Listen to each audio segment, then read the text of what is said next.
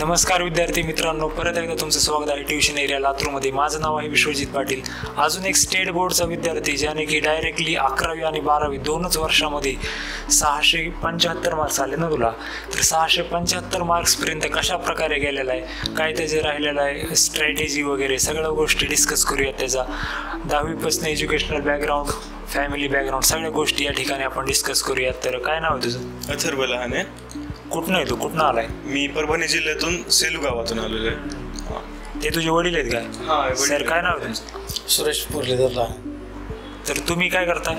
मी शिक्षक आहे. शिक्षकाचा मुलगा आहे हा. तर तुला नीट 2024 मध्ये किती मार्क्स पडले? सध्या आपल्या आन्सरकीनुसार तर 675 आहेत मार्क. आणि फिजिक्स, केमिस्ट्री आणि बायोलॉजीचं अलग अलग मार्क? फिजिक्समध्ये 155 आहेत, केमिस्ट्रीमध्ये 170 आहेत आणि बायोमध्ये 350. 350 का? म्हणजे फक्त 10 मार्क गेले. तर आता तुझं फिजिक्स, केमिस्ट्री आणि बायोलॉजीचा कसा प्रकारे अभ्यास केला ते अलग अलग सांग. म्हणजे फिजिक्सचा असा गेला, केमिस्ट्रीचं हे पुस्तक वापरलं, बायोलॉजीला हे पुस्तक वापरलं, असं असं. फिजिक्सला मी सिंगेज वापरलं. सिंगेजमध्ये थोडं टफ आहे पण एकदम कन्सेप्ट क्लिअर होतात त्याने. आणि कन्सिस्टंटली केला, म्हणजे तिन्हीचा अभ्यास. एका दिवशी पूर्ण फिजिक्स, एका दिवशी पूर्ण केमिस्ट्री असं नाही केलं. रोज तिन्ही विषयाचा अभ्यास करत राहिलो आणि जेवढा होईल तेवढाच करत राहिलो. म्हणजे असं एकदम परफेक्टली केला की एवढं होईलच पाहिजे असं काही नाही. जेवढा अभ्यास केला तेवढा मन लावून केला आणि जेवढा म्हणजे असं सॅटिस्फाईड झालो मी तेव्हा बंद करायचो. आणि कन्सिस्टंटली केला. 4-5 तास मी करायचो, जास्त नाही केला मी. 12-12 तास आणि 13-13 तास एवढा अभ्यास नाही केला. 5 तास पण रोज केला, रोज अभ्यास केला तेवढाच. बुक्सचे नाव सांग. बुक्स सिंगेज वापरा तुम्ही. फिजिक्ससाठी सिंगेज बेस्ट आहे आणि बायोलॉजीसाठी एक सरांनीच रेफर केलं होतं, ते GRB म्हणून आहे. GRB ग्रिप NCERT इझी वे बायोलॉजी म्हणून आहे. आणि केमिस्ट्रीसाठी म्हणलं तर आपलं प्रदीप बेस्ट आहे. अच्छा. हां. तुझं टेस्ट सिरीजमध्ये काय स्कोअर येत होता? टेस्ट सिरीजमध्ये ॲव्हरेज स्कोअर 640 पर्यंत होता. त्याच्यापेक्षा 335 मार्क्स जास्त आले मला नीटला. तू 10वी मध्ये स्टेट बोर्डला होता का? हा, स्टेट बोर्डला. सेलू म्हणजे आमचं एक टाउन प्रकारचं आहे, एकदम सिटी पण नाही आहे आणि एकदम विलेज नाही आहे. तर त्याच्यामध्ये स्टेट बोर्डलाच होतो मी. CBSE स्कूल नव्हते. 10वीला किती टक्के होते तुला? 10वीला जास्त नव्हते, 90% होते. बरे की मग. तर आता तू केमिस्ट्री, फिजिक्स आणि त्याचं अलग अलग सांगितलंस, तर तू असे क्वेश्चन प्रॅक्टिससाठी कुठले पुस्तक यूज करायचं? क्वेश्चन प्रॅक्टिस म्हणजे आपल्या असाइनमेंटच एवढ्या भारी होत्या, दुसरे नाही करायचो. या 3 बुक मी जेवढे सांगितले तेवढ्या पूर्ण सॉल्व्ह केलेले आहेत मी.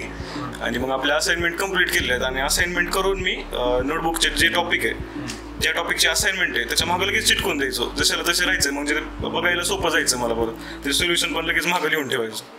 तू डिस्ट्रॅक्शन पासून कसा लांब राहिला ट्युशन एरियामध्ये? डिस्ट्रॅक्शन म्हणजे मी मोबाईल नव्हता एकतर माझ्याजवळ.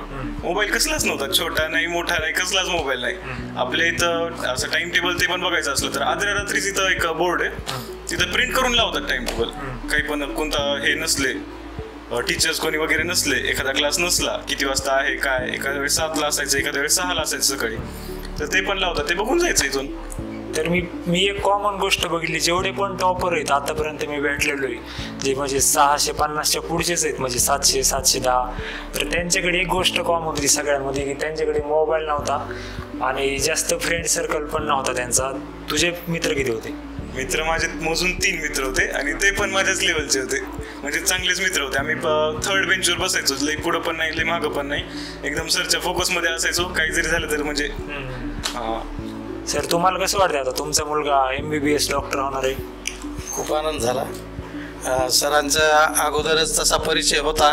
पवार सरांचं नाव मी ऐकून होतो. आमचे बरेचसे विद्यार्थी त्यांच्या परिचयाचे आहेत, त्यांना खूप मार्गदर्शन केलेलं आहे आणि त्या अनुषंगानेच माझा मुलगा मी इथं टाकण्याचा प्रयत्न केला आणि त्यामध्ये यश मिळालेलं आहे. सरांमुळंच हे साध्य झालेलं आहे. सरांचं मॅनेजमेंट आणि इथला स्टॉफ. लहानपणीपासून कसा होता अभ्यासात वगैरे? तो अभ्यास म्हणजे जास्त करायचाच नाही, खूप म्हणजे खोडकर. आणि नेहमी क्लासमध्ये जेवढा अभ्यास होईल तेवढा घरी फक्त 1 तास अभ्यास करायचा तो रेग्युलरमध्ये आणि नेहमी खेळायचा. तर तुझी असे हॉबी कुठली होती, म्हणजे ते अभ्यास सोडून काय करायचं? मी असं हॉबी पहिले तर स्पोर्ट्सच होते. मी क्रिकेट खूप खेळायचो. क्रिकेट खूपच आवडायचं मला आणि सकाळी ते एक्सरसाइज रेग्युलर ठेवली. इथं आल्यावरच तेवढी बंद झाली एक्सरसाइज. ते करायचो, तेवढीच हॉबी होती, खेळणंच. मेडिटेशन वगैरे काय करत होता? मेडिटेशन सरांनी सांगितलं असं करत होतो, एकदम श्वास रोखून ठेवायचा. लास्ट फेज मध्ये तर ते खूप कामी आलं. ते मेडिटेशन वगैरे सगळे ऐकत असतील, तर आज तू एकदम क्लिअर सांग की मेडिटेशन कसं करायचं. मेडिटेशन म्हणजे मला पण नेमकं काय करायचं ते कळत नव्हतं. मी पवार सरांकडे आलो एकदा. त्यांनी सांगितलं की बाबा तू एकदा बस जागेवर आणि असं हे ना, एकदम श्वास रोखून ठेव, दीर्घ श्वास घे, रोखून ठेव. तसा जेवढं होईल तेवढं आपला जीव जाऊच तर आपला नंतर वाटायला जीव जायला की तेव्हा सोडून टाक बाबा. म्हणजे सगळं लक्ष तुझ्या ह्याच्यावर राहील. तुला नंतर इथून जास्त रक्त जाते एकदम लास्ट फेजला, ते पण कळायला लागेल तुझ्या व्हेन्स मधून. तर ते पण सरांनी सांगितलं मला. लास्ट फेज मध्ये खूप फायदा झाला त्याचा. अजून एक मी मेडिटेशनचा प्रकार तुम्हाला सांगतो, जे आम्हाला पण आमच्या सरनी सांगितलेला, की असं सरळ बसायचं. असं तर एक मिनिट माझे असा हात ठेवायचा तुम्ही आणि असा पकडायचा, डोळे बंद करायचे आणि जाणारा श्वास आणि येणारा श्वास याच्यावर जर तुम्ही लक्ष केलं रोज 10 मिनिट, तर तुमचं कॉन्सन्ट्रेशन वाढू शकतं आणि एका गोष्टीवर तुम्ही फोकस करू शकतात, असं त्या सरनी सांगितलेले. तर आता तुझं ड्रीम मेडिकल कॉलेज कुठलं आहे? तसं तर एम्स प्रत्येकाचं असतं, ते नाही भेटलं तर GS मुंबईचं का? हा, मुंबई. तुझा डेली रुटीन कसा होता नीट ॲस्पिरंट असताना? मी सकाळी लवकरच उठायचो, 4 वाजता उठायचो मी. 4 ते 5 एक घंटा छान अभ्यास व्हायचा माझा. बायोलॉजी वाचून घ्यायचो मी. मग 5 पासून आवरायला लागायचो, 5:30ला इथं यायचो कारण जागा भेटत नव्हती. मग 5:30ला तिथे येऊन बसायचं, इथे येऊन पण अभ्यास करत बसायचो. मग 5:30 ते 1 पर्यंत आमचा क्लास होता, 6 पासून 1 पर्यंत. 1 मधात हे असायचा, ब्रेक असायचा 1 तासाचा आणि 1 पर्यंत 1 वाजेपर्यंत असायचं. मग 1 नंतर मी कधी कधी रिडिंगला बसायचो. आपली रिडिंग पण खूप छान आहे. तर मी रिडिंगला दिवसभर बसायचो. मी 2 टाइमचा डब्बा आणायचो आणि मग नंतर 6लाच घरी जायचो. 6ला जायचो तर मग थोडं रिलॅक्स व्हायचं, अभ्यास नव्हतो करत मी. आणि मग रात्री जेवण ते करून 2-3 तास अभ्यास व्हायचा माझा. रिडिंगला भरपूर वेळ व्हायचा ना इथं. मग जेवण ते करून मग 10ला झोपून जायचो मी. 10 ते 4 चांगली झोप होत होती माझी, 6 तास.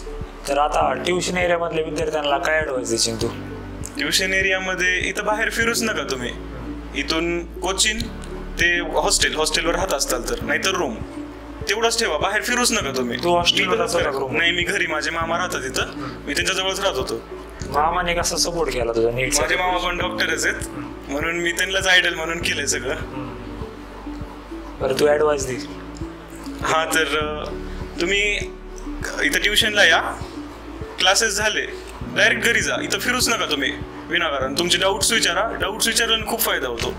डाऊट्स खूप विचारा तुम्ही, म्हणजे जे पण छोटा डाऊट विचारा एकदम, त्याने खूप फायदा होतो. एकदम कन्सेप्ट क्लिअर होतात. तुम्ही म्हणजे तुझा फ्रेंड सोबत तू डिस्कस करायचा का पेपर वगैरे? खूप. आम्ही पेपर झाल्याच डायरेक्ट आन्सर की यायच्या आधीच खाली पार्किंग मध्ये थांबायचो. पार्किंग मध्ये चेक करायचो त्याचं काय केलं. आणि मग त्याचं जर ते आन्सर जर चेंज असलं, दुसरं वेगळं असलं, तर मग लगेच डिस्कशन व्हायचं आमचं. कन्सेप्ट क्लिअर व्हायचं, त्याचा खूप फायदा झाला. तुला काय वाटतं विद्या आराधना क्लास कसा वाटला तुला? मी विद्याराधनामध्ये यायचा कधीच विचार केला नव्हता. म्हणजे माहितीच नव्हतं. आमची दुसरीच बॅच आहे ना इथलची, दुसरीच बॅच आमची. याच्या पहिले झालेली बॅच. तेव्हा काही रिझल्ट पण लागला नव्हता. 11वीला येतो तेव्हा रिझल्ट काही लागलेला नसतो. तर इथंच पप्पासोबत अष्टविनायक मंदिरात दर्शन घ्यायला आलो. 7 तारीख होती, 7 एप्रिल. आणि तेव्हा इथलची एक्झाम होती स्कॉलरशिपची. ती एक्झाम दिली, सहज म्हणून दिली. त्याच्यामध्ये 50% स्कॉलरशिप भेटली, चांगली भेटली. तर दुसरीकडे कुठे नाही न घेता मामा पण म्हणले खूप चांगले म्हणले. मामाची सरांची परिचय खूप चांगला होता. तर ते इथंच ऍडमिशन घेऊन टाकलं. तर फाउंडेशनला 1 महिना फाउंडेशन केलं मी. कम्प्लीट फाउंडेशन असतं इथं, खूप छान घेतं फाउंडेशनमध्ये, पण बेसिकच घेतात. तर फाउंडेशन केलं. फाउंडेशन नंतर मग क्लासेस रेग्युलर केले. आणि फॅकल्टी एकदम एकच नंबर फॅकल्टी. फॅकल्टी खूपच भारी इथली. म्हणजे तुम्ही असं म्हणायचं नाही की रिपीटरला चांगली दिली ना आम्हाला चांगली दिली नाही. इथली आपली पण फॅकल्टी खूप छान आहे, खूप छान फॅकल्टी. तर तुला भेटून खूप भारी वाटलं. अशाच प्रकारे तू अभ्यास करत राहा. तुझ्या पुढच्या MBBSच्या लाईफसाठी पण ऑल द बेस्ट. थँक्यू.